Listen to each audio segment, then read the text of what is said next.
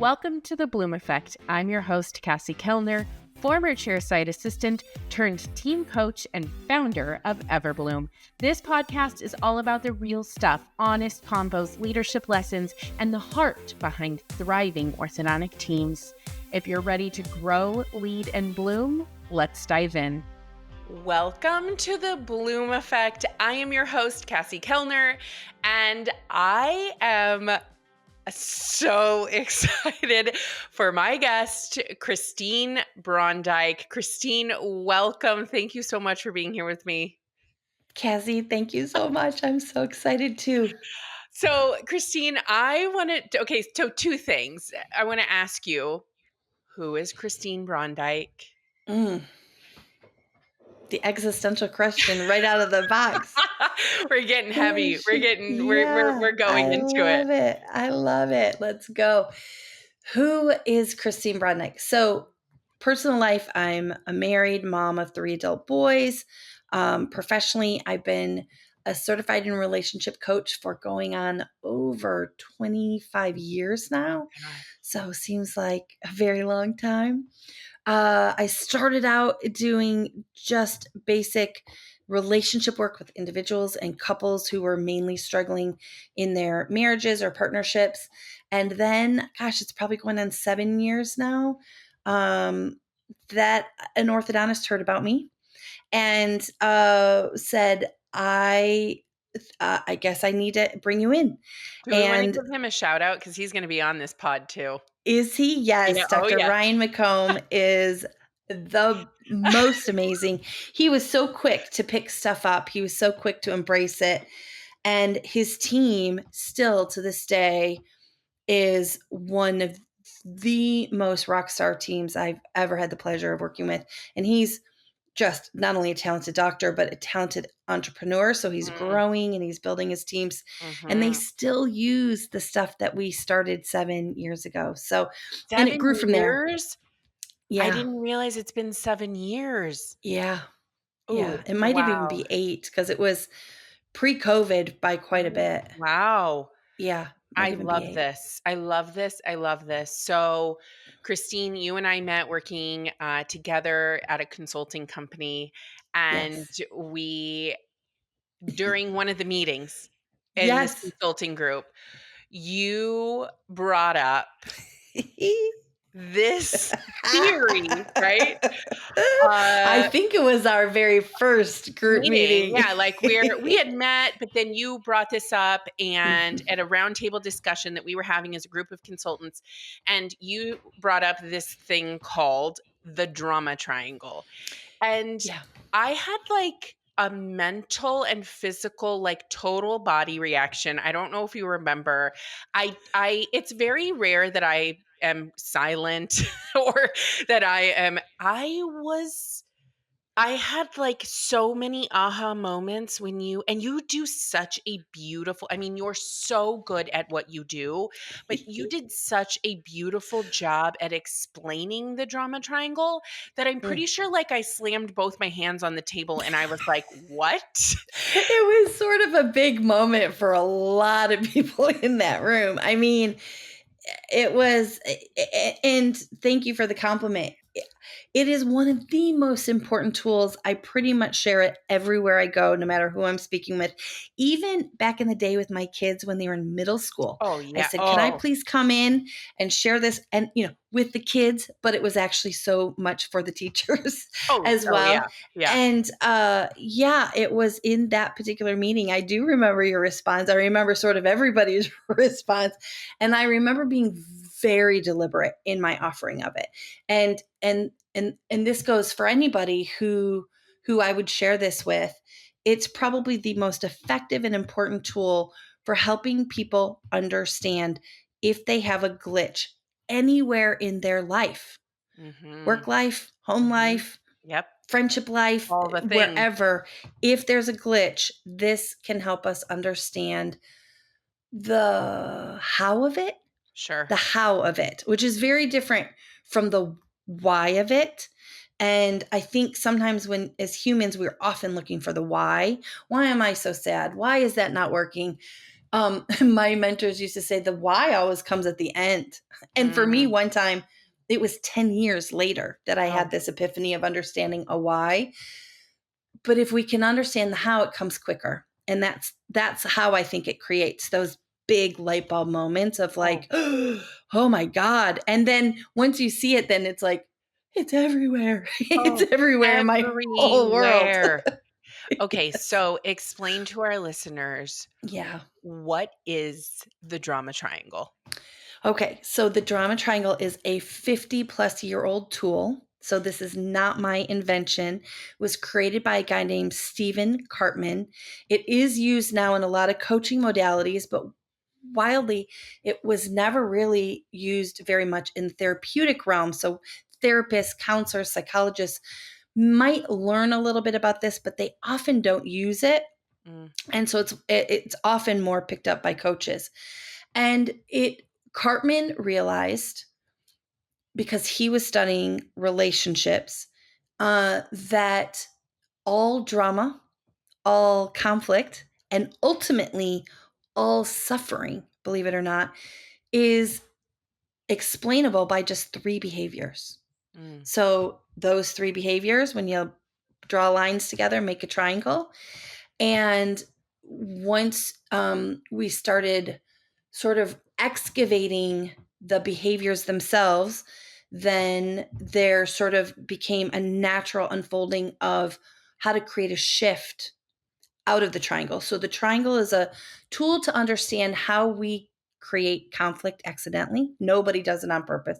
Nobody gets up in the middle of the night or their morning routine and they're like, I think I just want to wreak havoc in my workplace today. Nobody's intentional. But I think that's why it's such a great tool, is that it's like, okay, it's really easy to understand. Yeah, oh yeah.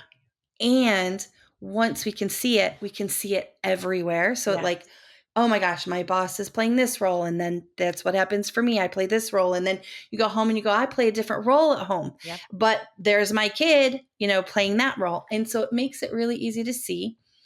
And then the other thing, the feedback I've gotten consistently over the last 25 years when I've shared it, is people will say, have you been spying on me in my living room? How do you know? And I'm like, well, it's only 3 behaviors. So it becomes very predictable. I don't have to guess too much, because if it's not one, it's one of the other 2. Right. And in that way, it's super relatable. So I don't think I've ever, twice in my 25 years, I've taught the triangle and had 2 separate people say, I don't do any of those behaviors. Yeah. Yeah. One was the husband of a person I was working with in rehab. And he was like, yeah, I don't do any of that. And then he stood up, tripped as he was going out the floor. He was so steaming mad because he'd actually had an insight that it did apply to him, but he was really struggling. And then he went to the next appointment with her and was, I guess, irate and screaming. And so, totally on the triangle. And then I had another one who sort of did the I'm perfect and I don't do any of these things. And both of those, I giggled inside. I didn't offer too much more to either of them, but that lets me know they were doing it the most. Sure. Right. So most humans will be like, yeah, I can see. I can see it. Yes. And the good news about when we can see these behaviors and patterns is that is when we have the power to shift them. So in 25 years, there was only 2 people that literally left my presence unable to self-reflect in any way, have any self-reflection. And so I knew, they'll just continue to do it for however long they do it, years, months, days, whatever. But 99.9% of us learn it and go, oh my gosh. And once we can see any aspect of it, that also gives us the power to change things. And that's what I'm really about, is supporting people, teams, groups, couples, still, whoever it is that I'm working with, really help empower them in a very short period of time to create change. Because ultimately, what are we doing if we're getting coaching? People are investing time and money. They want to create something different, something that works better. And that's what I'm about. And I love when things can go as fast as those people want to go. Right. Yeah. So I'm not against therapy. It's just for me personally, when I did therapy, it was years of actually talking about the same pattern within the drama triangle construct. And so nothing was shifting. I just would Yeah. go and bore my therapist for another hour and then Yeah. come back the next week and it would still be the same thing. So I really love this tool. It's one of the most important tools I've ever learned, ever applied to my own life. And then I get to share it. So I can't wait for this. What are the 3 points to the Yeah. drama triangle? Okay. So imagine, and I can send you the PDF. So if anybody that's listening your listeners want to receive that PDF, it'll make it a little bit easier. I love that. But imagine a triangle that's drawn with one point down, facing down. So you've got the 2 points across from each other at the top, and then the bottom point pointing down. And I draw the triangle specifically that way. And so each point is a behavior. And I typically start out describing one of the top points, which I call the villain. Cartman called that base the persecutor. And the persecutor was a fine word. It just, people can remember villain better Sure. and the other ones that we changed. And so if you think of villain behavior, imagine yourself, you're standing on the base, like if we were to put the triangle on the floor, like a baseball diamond, and you're standing on villain, then you're looking at the world through a particular lens, through a certain perception. And that perception is sort of a villainous, persecutorial perception. It's looking through the lens of who screwed up. Who do I blame? Who like that's not done properly. There's a lot of finger pointing, a lot of judging, a lot of critiquing, criticizing, finding fault, blame. All of these behaviors kind of live on the base of villain. And the villain has sort of a physical demeanor to it. So often when people are in villain, even they won't realize they're doing it. They'll actually lean forward. They may scrunch their eyebrows and they may literally put, I mean, this is sort of the classic Karen at this point. You know, it's like, it's like you built a fence on the wrong side, or you didn't pick up your dog poop, or whatever. It's such a classic posture. And I'm somatically trained. And so what that means is we always incorporate what the body is doing when we're learning about these patterns, because sometimes we've been doing it for so long, the way our brain works, it won't have a lot of awareness. It's like default. It's like, this is my default programming. And so this is the way it is. And this is the way I live.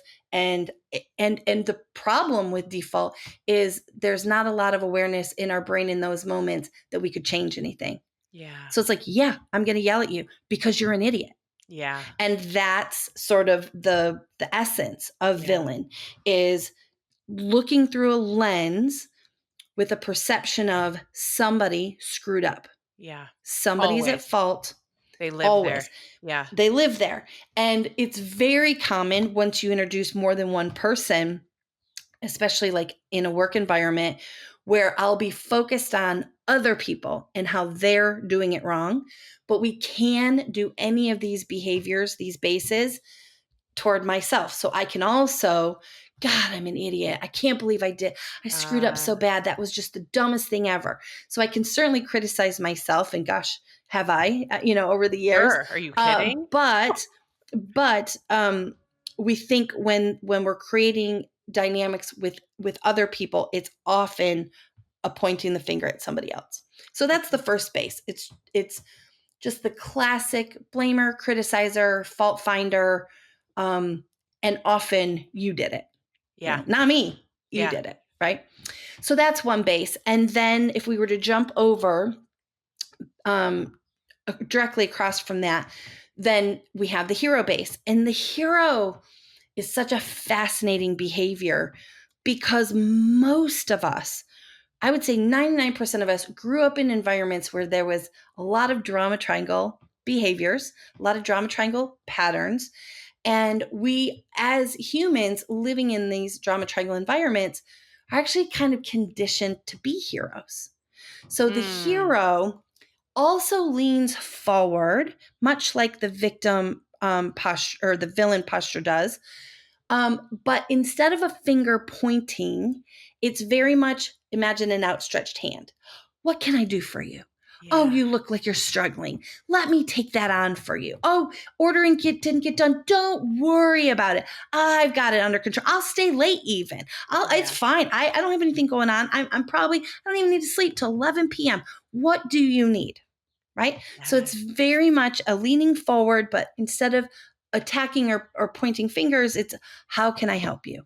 Okay. And we get a lot, particularly women, get a lot of conditioning to be helpful, to be nice, to be caretakers, to be really invested in how other people are doing and how can I help you do even better, right? Yeah. So the world would say, well, what's wrong with that?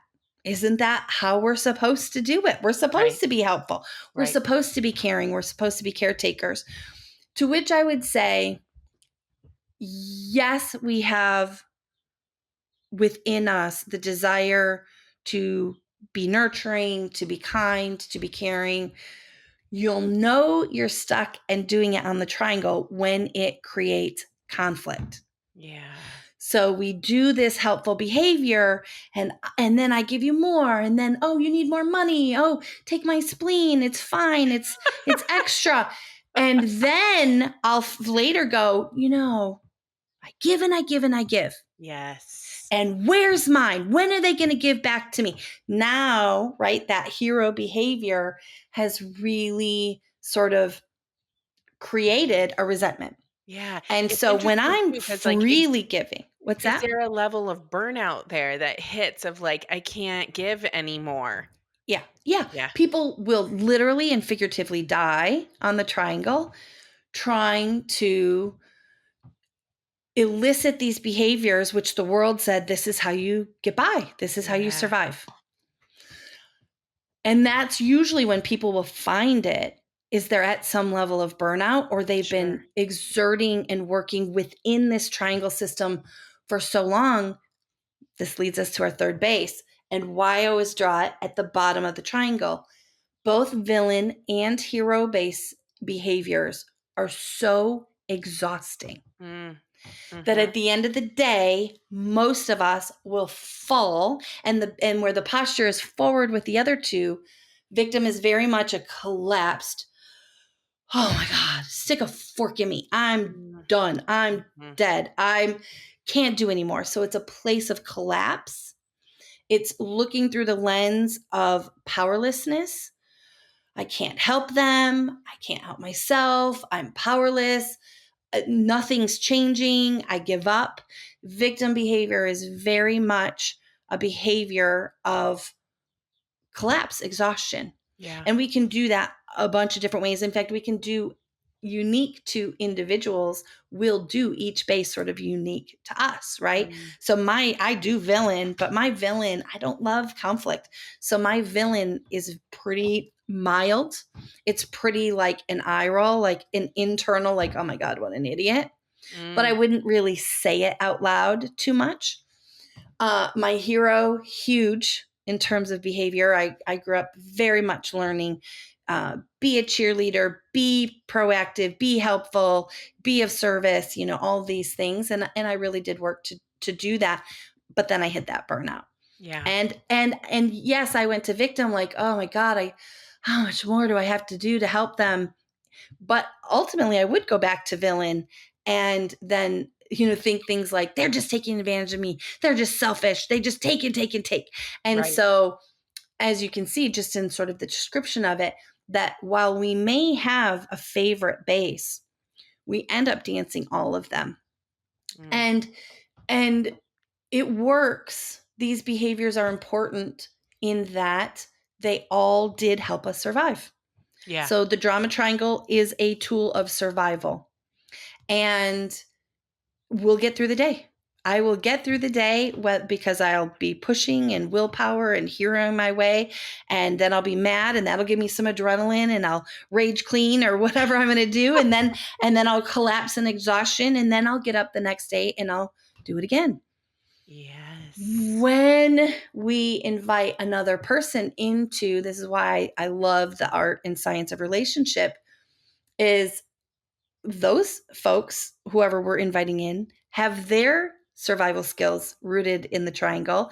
And then what happens is it's like a game of Twister. We'll just go round and round.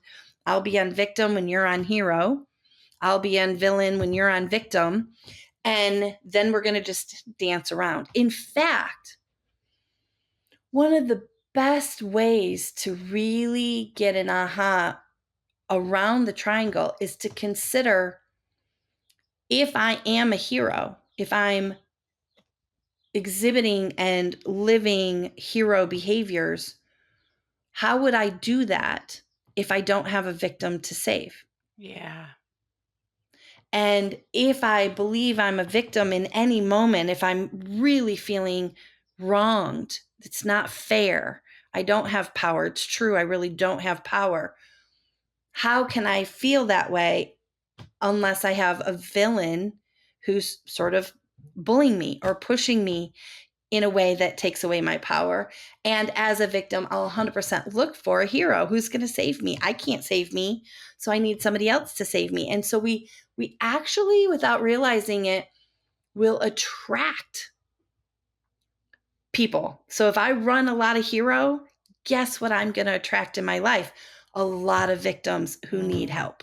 Because how else am I going to help them? Yeah. Right? And then when they don't help all the way, when they don't actually pull themselves up by their bootstraps, when they don't actually create a shift, then I'll probably go to villain and I'll say, you're useless.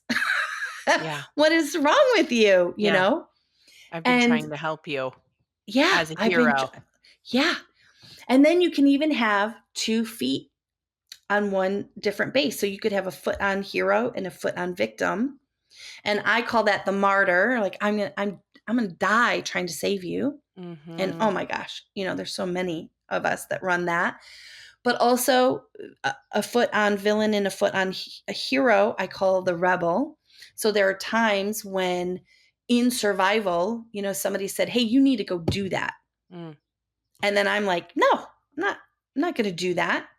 And I'm sort of criticizing the plan or the option at the same time that in rebellion, the hero gets activated because I'm actually in resistance mode, kind of like fight mode. And it's like, you're not going to be the boss of me. And so literally we can play out some of these very old, my mom says I was 3 when I, put my hands on my hips and said, you're not the boss of me. Right. So the rebel was strong, in me all the way back then. Yeah. And yeah, so these, and when we're talking about the work environment and the ortho world in particular, there are unique patterns within those systems, right? So many of the doctors that I work with are heroes with just like a flavor, just like a touch to like a medium amount of perfectionism, which often comes off as critical and villainous. Sure. And when you have a head in that environment who's running those 2 bases, often what's the base that's left is you'll get employees who feel underappreciated, underpaid, undervalued, and they feel like victims of this, doctor who's very strong in, I'm here to help and I'm going to take this business and make it run. And then ultimately those doctors can end up in victim and go, I don't have the staff I need. Nobody's showing up. They come in late. And so you can see that it's I have never gone into an environment where I can't quickly identify that there is triangle behavior. And then the fun for me is who's playing what role and how was that valuable? So I think the one thing that really people, if they can see themselves and their environment as being on the triangle, the most important thing in the beginning is to start asking the big question, like, what was it good for? Because if we can't identify that, so let me give you an example. Most of us know that if we were to exhibit a little bit of victim behavior, oh, I don't know how to do that. Yeah. Oh, I was never trained on that. What will happen is somebody will come in and say, oh, probably a hero, I'll train you. Or don't worry, I'll take care of it. And so one thing that the victim mentality learns is I can get out of a lot of stuff. Oh, yeah. Yeah. And especially if we're carrying a lot in other ways, that can be beneficial for a while. I can get out of blame. It wasn't me. Yeah. Right? What's the benefit of being on hero? Everybody loves us, man. We fix things. We take care of things. We're overworking. We're actually out of balance doing too much. Yeah. So I have to tell you, Christine, this is when I had this moment when you explained this to me, being a consultant at the time, and even now continuing to be an ortho coach, I fall into hero pretty much my entire consulting coaching career. And I fall into villain when I am trying to teach efficiency and the team is like, whoa, whoa, whoa, whoa. And there's resistant to change. And then I go back into hero once they realize this efficiency is really working for them, right?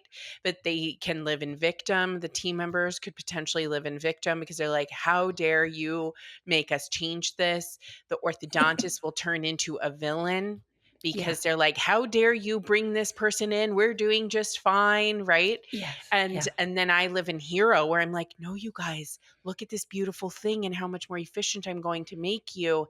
And then that feels really good to my ego, right? Yes. But then I can flip quickly. And so I had this moment when you were explaining this to me years ago. Yeah. And I was like, oh my goodness, this is wild. I have lived here in this triangle for my entire career, even as a team member in an orthodontic practice. And, which is why I a taught new that. hire, right? Who's super young. And I'm like, oh, I'm so eager. I will I'll do anything to, and I'll help train, and I'm trying to excel in my career. And then somebody doesn't do something right, and now I'm a victim and they're the villain. And then another team member who's like my bestie on the team is my hero because she's validating all of this wildness that I'm saying. And Christine, I still have these reactions of, and then I have a mom and a sister, and we have lived in this drama triangle my entire life. If they were on this, they'd be laughing so hard, thinking of all the moments that we have all lived in victim, hero, villain over and over. And I'm 40 years old. We've been doing this forever. For 40 years. Well, that's the crazy thing is that when we took a look back at these learned behaviors, and they are learned behaviors, and they are steeped in a belief of this is how you stay alive. Yeah. These are survival skills. So we're not really quick to want to give them up. But what we learn when we look back is most humans are learning these behaviors by age 5. Oh, jeez. Before we even get to kindergarten, we've already started to identify, I'm mommy's big girl helper. Oh. Here, mommy, here's the diaper. Here, mommy. And then I'm a villain, right? Like I remember when my youngest wanted a cookie and he started out, right? Mommy, can I have a cookie, please? And he's learned before he's even 5 years old, if I'm cute and I'm sweet and I'm endearing, I'm probably going to get what I want. And he probably did, right? And then I said no to the cookie, and then he went right to victim. But mama, I'm so hungry. I said, please. Right? And then I said no, and me. Right, exactly. And then I said no again, and then he's, oh, I hate you. You never give me a cookie when I'm hungry, right? And so it's like I'll never forget that moment when I went, oh my God, he's not even 5, and he's learned these behaviors to try and get what he wants, right? And in his mind in that moment, a cookie was life or death. He's Okay, going to starve to Christine, death. I have to admit to you, I've never thought of this in the aspect of my kids. They're 4 and 6. I Mm-hmm. can think of so many Mm-hmm. scenarios now that you just said that. Mm-hmm. Yeah, they're learning it and it's fine. I was a little bit horrified when I saw it in my kid because I learned it when he was a newborn. And so in my mind, Yeah. I went to the triangle and I'm like, oh no, I'm a terrible mother. How did I not, pass on these important skills? And the reality is, if anybody listening to this takes this away, it'll be the most important thing. It doesn't matter if we do the triangle. It's simply an action to try and get legitimate needs met. So Mm, it doesn't matter if we're doing it. What matters is if it starts to run us, that we yes. can't think outside of the triangle, that I only have 3 options. Because once you're stuck in that, you're stuck Yeah. until you can create, right? So I always say, oh, your kids are doing it. Great. They're going to be your best teachers. Oh. Because what happens when you've got a whiny kid and they don't stop whining for 2 hours? You're going to start to feel like a victim of their victim, right? Of their Yeah. whiny. Then you're going to go to villain and be like, hey, that's enough Yes. of that, And then what Yes. do I got to give you? Like literally popsicles, like what do you need Right. so that you'll stop, right? And it's fine. It's fine that we do the triangle. If you beat yourself up for being on the triangle, that's a villain move and it just makes you more stuck. Wow. Wow. Yeah. So the key is to go, oh, okay, it's here. And it's here for a good reason. It's here for me to learn. This is a learning tool. And if you can catch it and you go, oh, I just tried to hero my kid to be quiet. I just tried to yell at my kid to be quiet. And now I'm sucking my own thumb in the corner because I feel Right?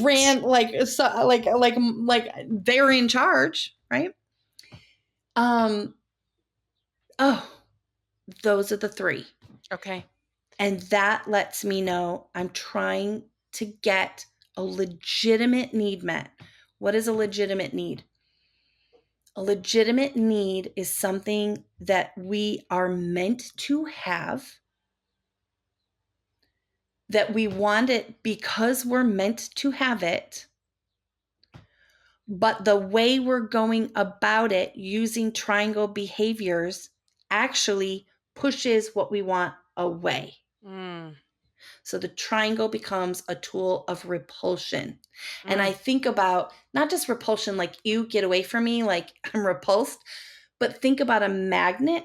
When you have a magnet of the same polarities and they repel each other, no amount of pushing. So it's like, think about it this way: no amount of heroing, no amount of blaming, no amount of victim and whining and crying in your soup is going to change these things the way you really fundamentally want it.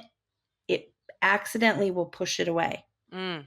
or intentionally. It's set up so that we're accidentally trying to get what we really truly need in a way that pushes it away from us. Ah, That's the frustration. yeah.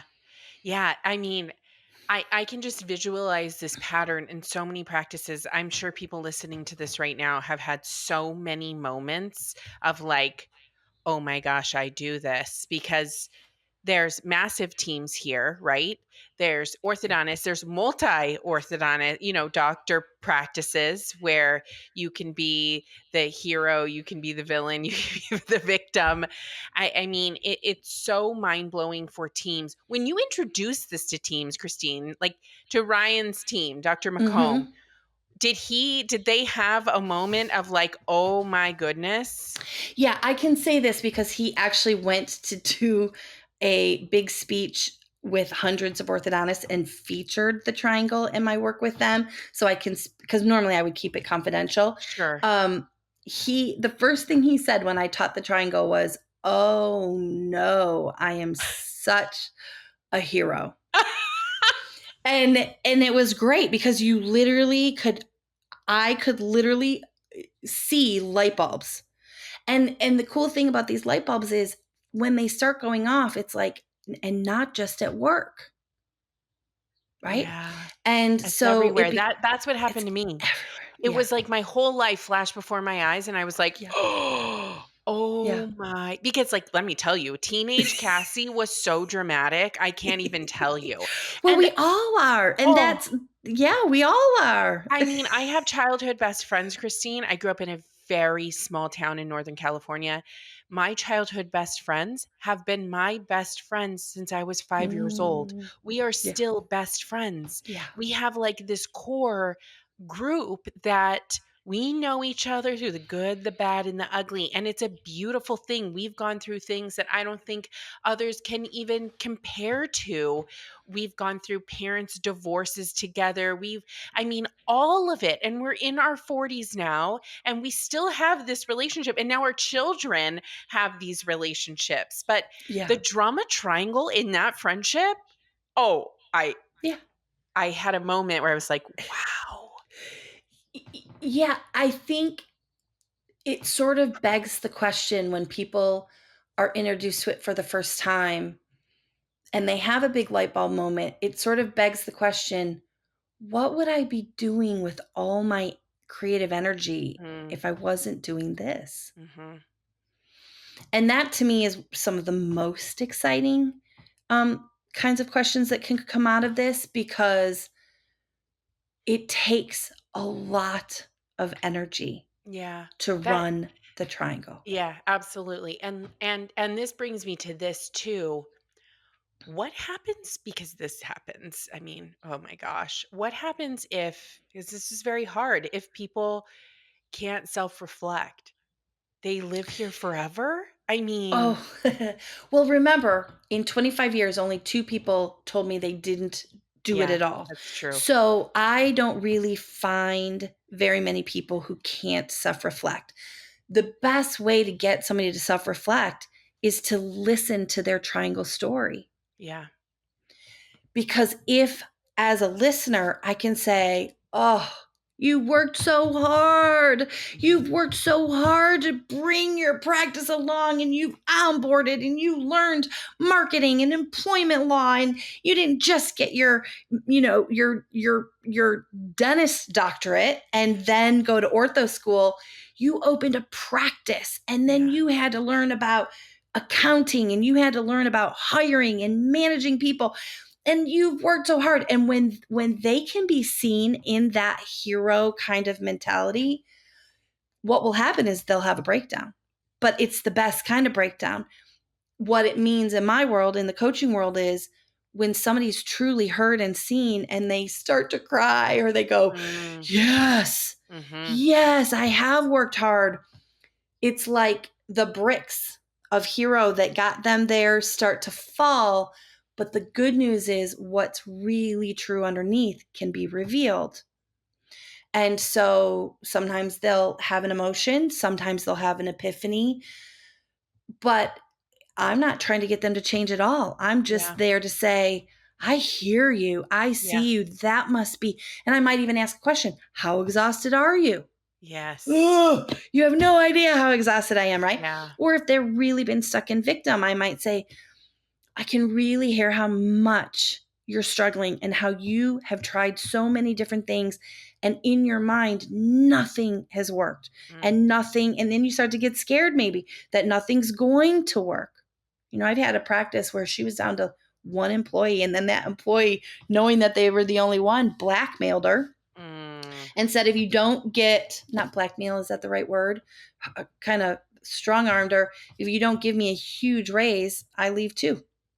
And so these are, and that's a great Gosh. example of a villain move, right? Totally. So it's like, hey, she's a victim, and she's not really a victim, but in those moments feeling like a victim. Yeah. And then how are you going to be a victim without a bully, or in this Yeah. case, somebody who's going to capitalize Yeah. on that victimhood?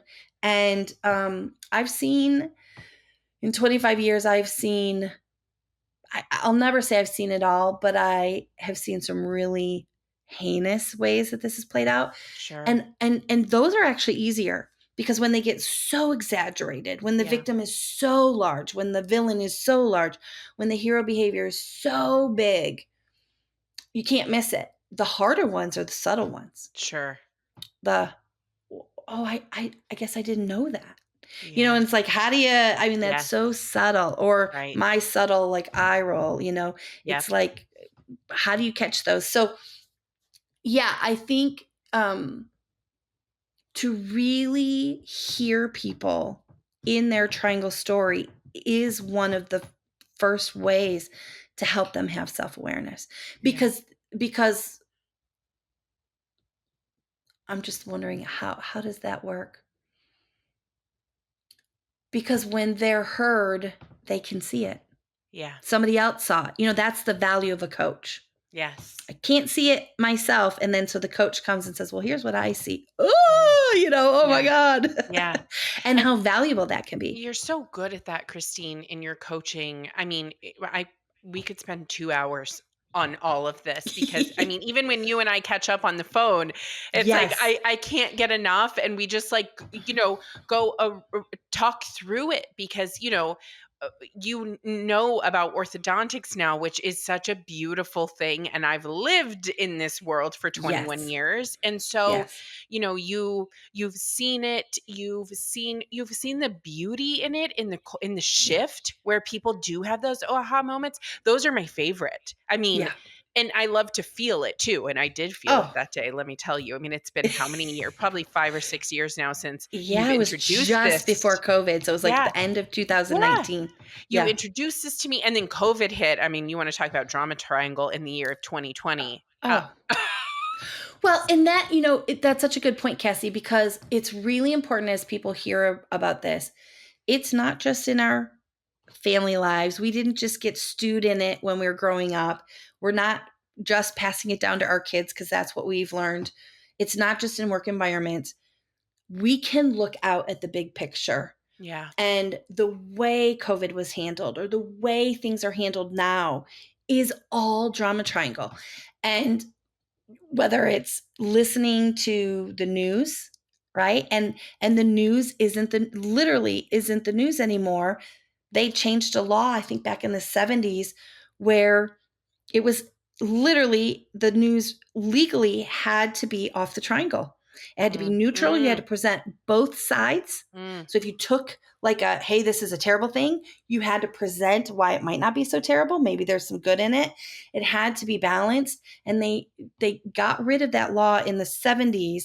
And then it became very capitalistic for money, the more clicks. And what gets more clicks, literally and figuratively, than drama?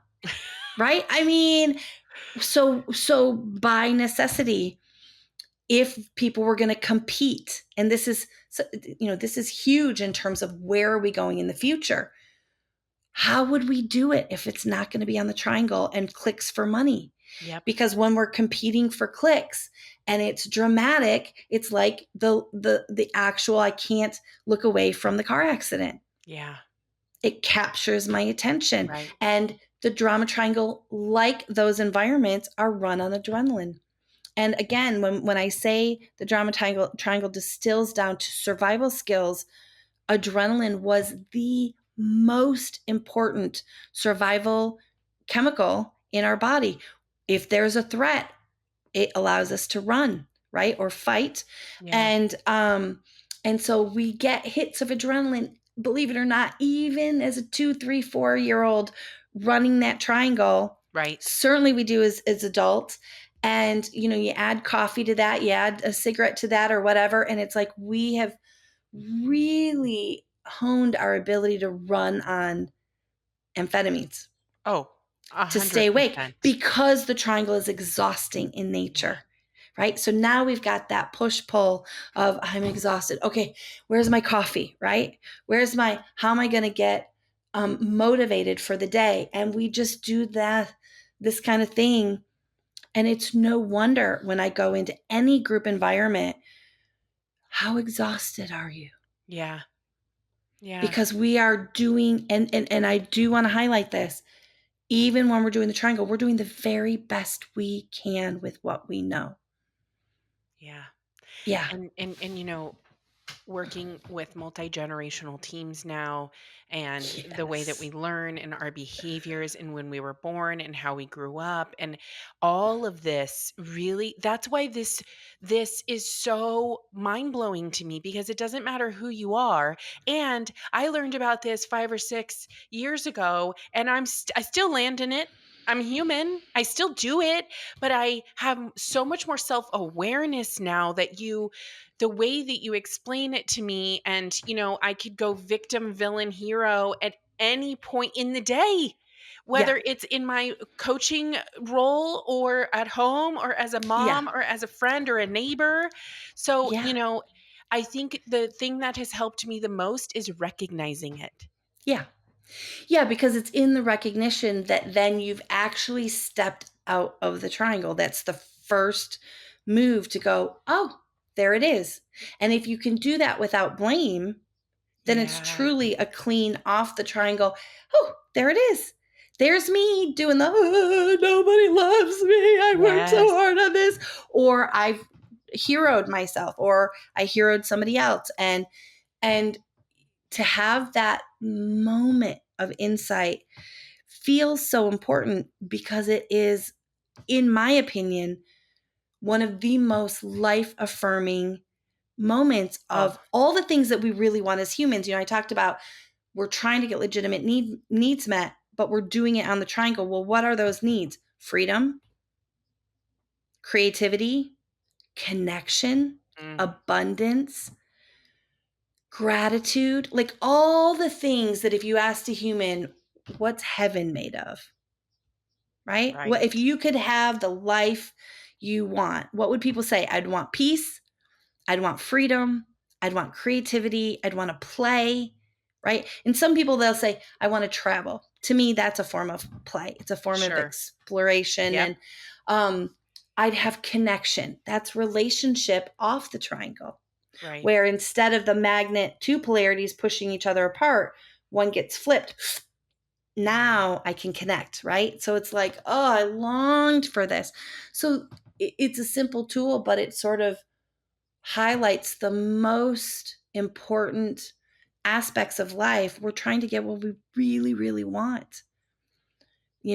Victims feel powerless, but what they really want is to feel powerful. Yeah. Yeah. And Ah, villain might be finding fault in criticism, and often what they really want is to feel heard about what they really want. yeah. I was talking with a an ortho manager. So I think he's got a great title, and it's way better than manager, but I can't think of what it is right now. Sure. But he's overseeing all of the teams. And he said, somebody came to me and said, that supervisor, it really bothers me that supervisor tells me to come into their office to speak with them. Huh. I think that's rude and unprofessional. So it's a great little mini villain move, right? That supervisor is unprofessional. That's a criticism. And how they're going about their request to have me come into their office is rude. Mm. Why was that their opinion? Because they didn't ask. They didn't say, would you please come into my office? They said, come on into my office. Oh, interesting. That's how subtle it can get. And they were so annoyed by this supervisor's demand, let's call Yeah. it, to go to their office, that they skipped talking to the supervisor and went to a manager about this. Wow. Yeah. So that's a great example of like, what a waste of energy, Sure. right? On everybody. But if they know the triangle and they could catch it, now sometimes they don't. One of the things that I advocate, because the manager's like, how am I supposed to handle these Right. kinds of little things? And I said, well, what you want to do is you want to educate the whole team that if they can catch that they're on villain, that often means they need to shift into making a request. And they Mm. have to go direct to the person they're upset with. They can't skip. It's why the military is so strict about chain of command, because it's efficient. But you also have to develop those skills. So the invitation was to have this complainer, the villain, go directly to the supervisor and say, would you be willing to invite me into your office when you want to speak with me instead of telling me to come? I received that well, and Yeah. I really want to feel, yeah, I'd love to feel invited. So if you would Yeah. be willing, now they could say no. They could say no. I'm going to say it how I want, and you can just deal with it. Right. But often, if we use our creative energy, instead of complaining about how they did it wrong and they were unprofessional, to use our creative energy and to say, would you be willing to do this instead? Yeah. Often people are willing. Yeah, sure. I didn't Absolutely. realize that was like nails on a chalkboard to you. I'd Yeah. love to just say, hey, would you be willing to come talk to me Yeah. at 3:00 That's today? a really big moment though, Christine, because in the workplace in general, even in orthodontics, for young team members who feel like they don't maybe have the authority or the power or feel empowered enough to have that conversation, I think what they would find is that there's so much more respect in going to the person and saying, hey, would you mind asking me to do it this way next time as opposed to this way, in a very kind way, as opposed to then starting the drama triangle and going Exactly. in a roundabout way to get what they want and need. And Yes. it's, in my opinion, it's very difficult to come back from those situations right away. Like, then you start something that takes a lot of time and energy to then fix, sit down, work through, as opposed to just going directly to the individual in a kind way, right? We have to Yeah. make that very clear. You can't come at the individual, but that is such a powerful moment. And I'm hopeful that people will take something from this Yeah. in just that simple scenario. Right. So you take what is a complainer and somebody feeling like a victim of verbiage, right?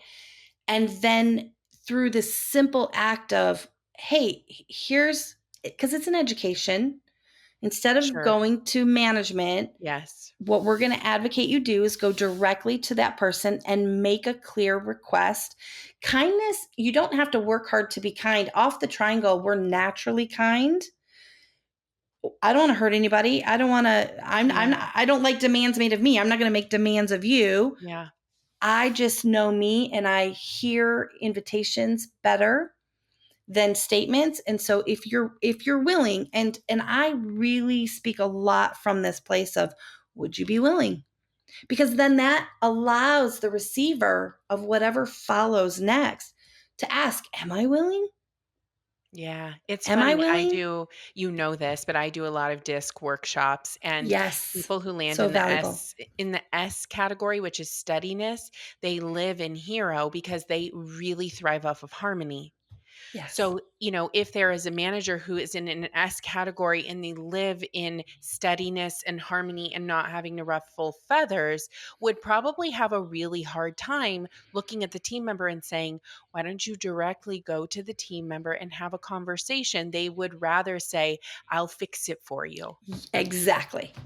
Yeah. And the trap of that hero is, I get to be the important one that fixed it, except for the fact that if it fixes it all, it only fixes for the short term. And Yeah, then there will sure. be another one There's that another I'll have to fix, scenario. and then another Yes. one that I'll have to fix. And that's where the fatigue comes in. Great example. Oh, Christine, I have taken up way too much of your Oh, time. no, it's all I good. cannot thank you enough for being here and Yeah. talking through this. I hope that everyone listening had as many aha powerful moments that I did, because I'm still so blown away by the drama triangle and all of those categories and everything you do. You're such a beautiful human, and I am just so honored that you are here with me and talking through this. I can't thank you Oh, enough. thank you, Cassie. Well, I think the world of you and your energy and your skills, and the fact that you have moved into the coaching role and really have the supports to do the disc work with folks. it's all kind of versions of the same thing, Yeah. bringing awareness to our patterns, because when we have that, we have the ability and the power to shift things. So what big work you're doing, and it's always a pleasure to speak with you. Thank you, Christine. Yeah, my pleasure. Thank you for joining me on The Bloom Effect, where we keep it real, keep it growing, and always keep it team first. If today's episode sparked something for you, an idea, a shift, or just a reminder that you're not alone, take a second and share it with your team or a fellow ortho leader. Be sure to subscribe so you never miss a convo, and if you're loving the show, leave a review. It helps more practices find us and join the movement. And if you're ready to bring this kind of energy into your practice, visit discovereverbloom.com to learn more about working together. Until next time, keep leading with heart, keep building with intention, and keep blooming right where you're planted.